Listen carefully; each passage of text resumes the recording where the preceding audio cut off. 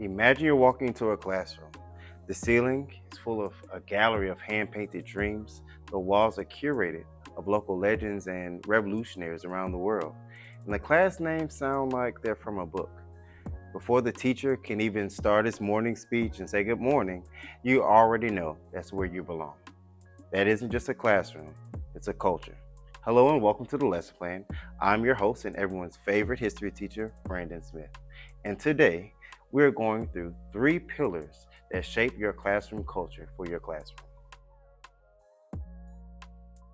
In education, we have 3 things: the teacher, the student, and the environment. Today, we're going to focus on a concept called the third teacher. Your physical space does a huge amount of the heavy lifting when it comes down to management and engagement. If you want a specific culture in your classroom, you have to build a space that speaks for you. Today, we're going to focus on the 3 main pillars to building a classroom that reflects who you are and the space that you want for your students.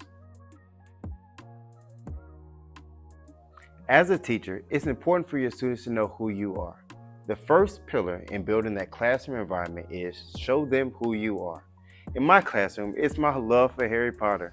It's incorporated into the class names, assignments, and even on the windows and walls. So, think about this. What team, character, or even hobby can you incorporate in your classroom that shows who you are as a teacher and as a human? As a teacher, your classroom wall should reflect the world that you want your students to see. In my classroom, it's a lot of maps and a lot of history. The maps show the scale of the world, and the history highlights the legacies of the people that we'll study in my classroom.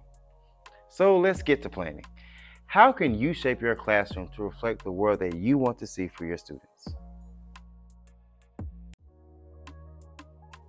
If you want to build a better classroom environment, then the students need to be the architects of the building. My ceiling tiles are covered with handcrafted student work. Every time a student looks up, they can reflect on the students that came before them. This proves that students' voice and creativity are the most important things in the classroom environment. Make sure your classroom tells a story of authenticity and ownership to build a better classroom environment. It is the first primary source your students will analyze. Now, that's it for today. I'm Brandon Smith, and thanks for tuning in on this episode of The Lesson Plan.